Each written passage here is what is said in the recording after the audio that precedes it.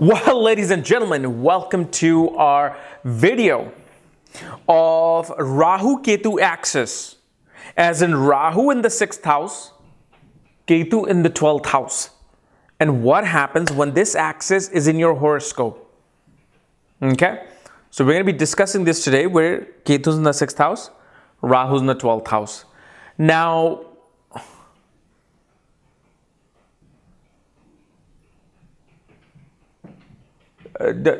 no, come on. No, guys, I mean, look, I do it every week. I've been doing it since I started the series. I can't do it. I mean, you got to give me a break. Okay, I was working all day, then I was cooking. Now I'm down here in my studio and filming this. I mean, now I'm tired. I mean, it's literally like, what? It's almost 9 o'clock. 9 p.m. I don't know what you guys keep doing this to me every day? Huh? You guys wanting me to do this? Fine. I'll give it to you. You want me to dance? Fine, I'll give it to you.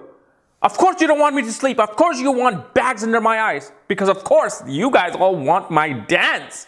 You don't want to know about Rahu and Ketu. You don't want to know nothing about astrology. You just want entertainment, cheap entertainment on my expense. Well, you will get it.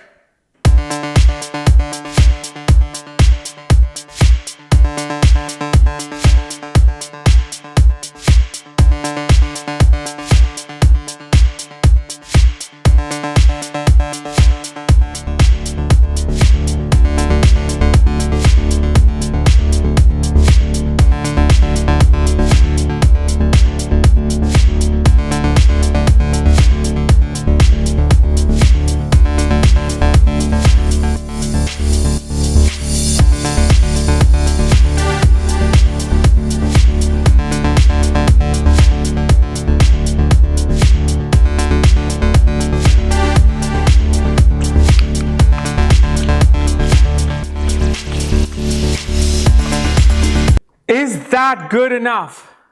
Okay, then let's get started with our video, please. My God.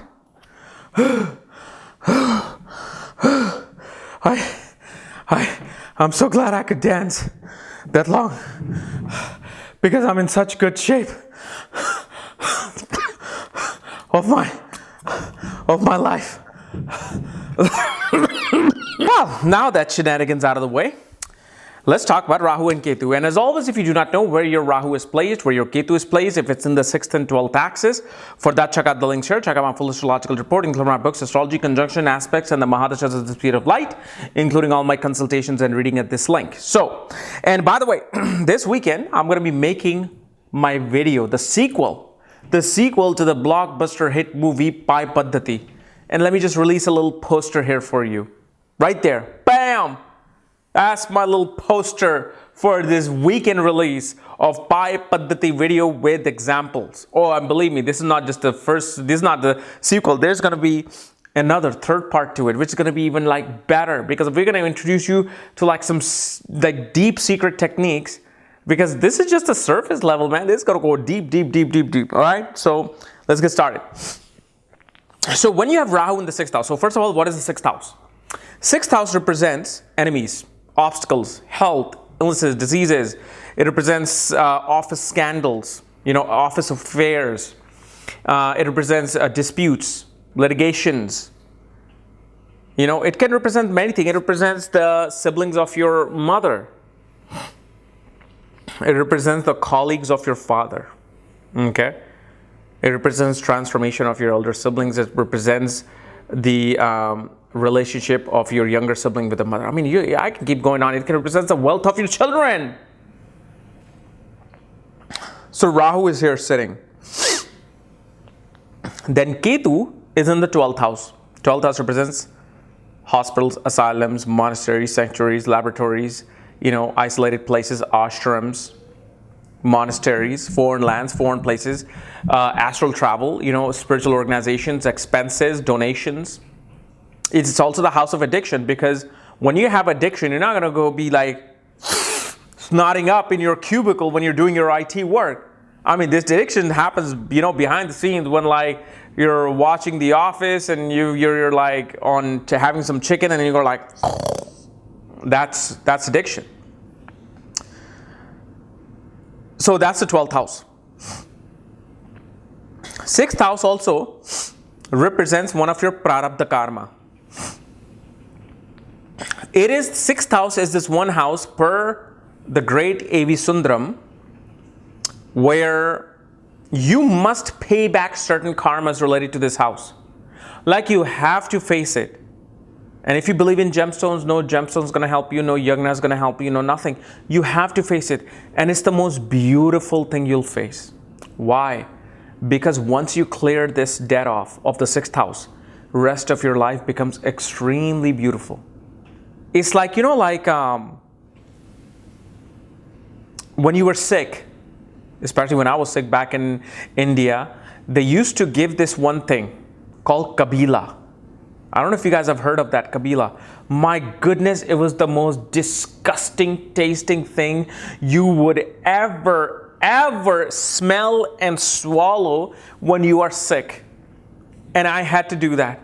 Okay? And my astrologer uncle, I remember clearly, it's some of these little things that you just remember, all these weird peccadillos in your brain. Like I was standing at the doorstep of his living room. They had like this 1-bedroom apartment and it was like an angan in front of it. And I was there. I didn't want to take it. And I was just sick. And I'm just like, just like holding it. And he's like, hey, you got to take it. My mom is like standing right next to him. Like, if you take it, we will give you this. We will give this. And I was like great fan of like my aunt's cooking, her goat meat. So he was like, eat it. And then I'm like closing my eyes and then, and I'm sick and I'm like trying to throw up. And within 10 minutes, my fever was just like vanishing. I was just like, whoa, I was sitting up. Okay? So it was great. And the same thing happens with the 6th house. It's something that you do not want to swallow. Okay? But once you swallow it, you're like, oh my God. It's like this relief. Let's say your prarabdha karma was to be beat up by a bunch of thugs on the middle of a street. Okay, that was your prarabdha karma in the middle of the night. Yet before that prarabdha karma happened, since childhood, you just had this unknown fear. Like, God, what is this? What is this that itching me? What is it that I feel inside me that this could happen, could happen, could happen? Then one day your movie-like fears become true. And you get beat up, you get bruised up, you get a black eye.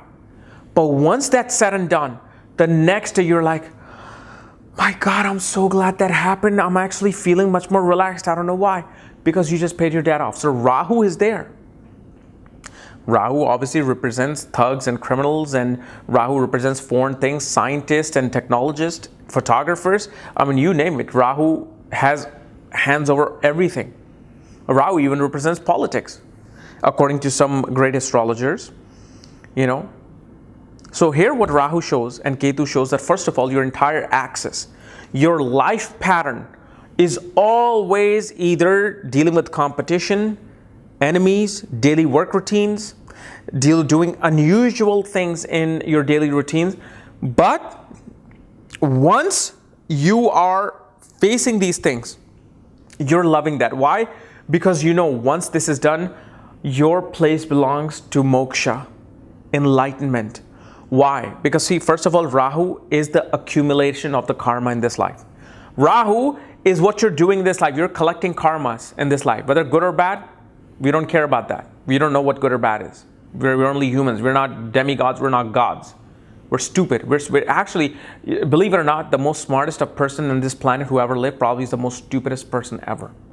We as human beings are just not smart. We're not. Very few people who are gurus and who get moksha, who are enlightened beings, only them. But if you think you have a PhD and you think you're smart, boy, are you wrong. But see, once we're dealing with this, and we have dealt with this, we want to go towards moksha. Because of the fact, Ketu represents the karma that you must pay back in this life. Just like 6th house becomes prarabdha karma that you must deal with. But Ketu naturally, in the axis of Rahu Ketu, Ketu shows where your expertise are, right? What is it that you're bringing from past life? But Ketu also shows you're going to have to pay some sort of a karma in this life related to those things. Whether it's you feeling isolated, whether it's you always running to isolation after you're dealing with competition and work competition and scandals and this and that, you run towards isolation. You love to take vacations. You love to go to spiritual places. You love to go to Sedona like I do. I'm just a little fanboy of Sedona. I'm already thinking, I have been working 16 hours a day, you guys, for the past 6 months. 16 hours. I don't go to bed till like 1 a.m., 12 a.m. because I've got work, I've got my 2 other businesses, then I'm trying to work on the slides for my online school. It takes a lot out of you. And this is where just in the last 6 months, if you noticed, especially right now, I just got these glasses. I have been staring at the screen, the computer screen so much that my eyes, I was just like, I cannot read a book. When it's a little bit darker, I'm like looking. So now it's like, I put so much pressure in this, like, bam, now I gotta wear glasses. But that's what Ketu represents, because Ketu, the south node of the moon, is the significator of the 12th house. Why? Because it represents moksha. Rahu loves competition. Rahu loves to deal with the mundane things of the world. He wants to be the Don. Rahu wants to be the big honcho. Now, one thing you realize with Rahu in 6th house is that you will always defeat your enemies. Anytime Rahu aspects the 6th house or sits in the 6th house, you will deal with great enemies, foreign enemies, but you will always defeat them. And Rahu will always, even if people think you didn't defeat them, you will. You do. You come out of it. Like Rahu thrives. And the thing is, you yourself as a person, your nature is to thrive on competition.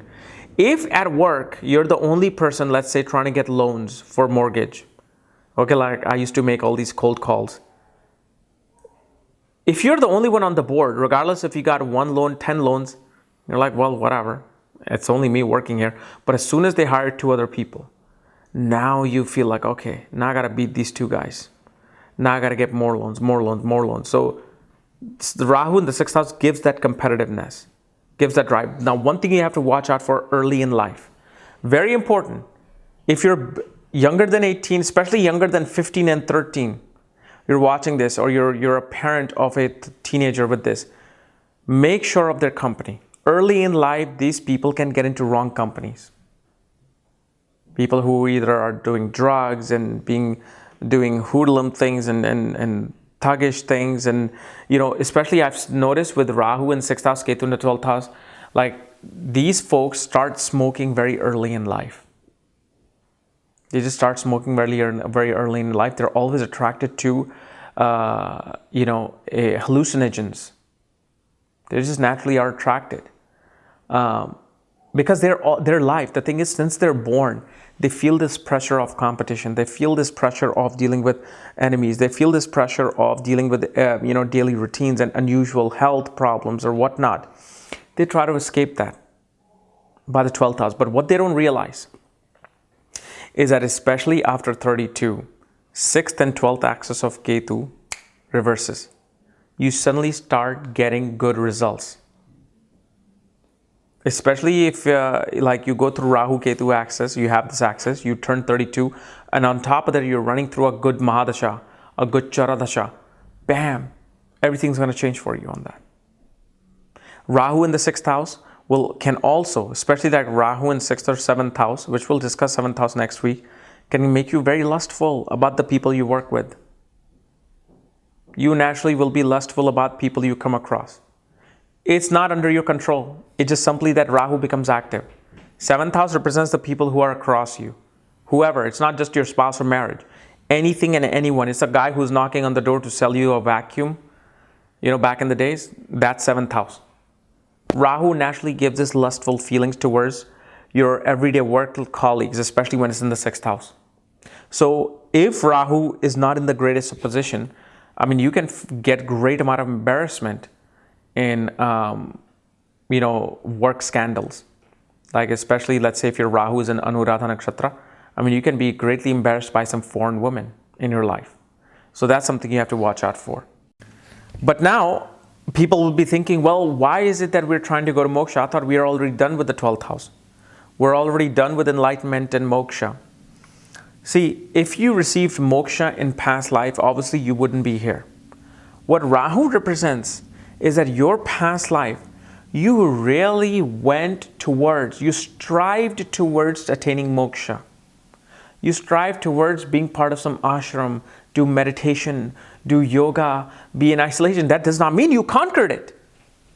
People think 12th house, Ketu, you have already conquered it in past life. No, these are the experience you've had.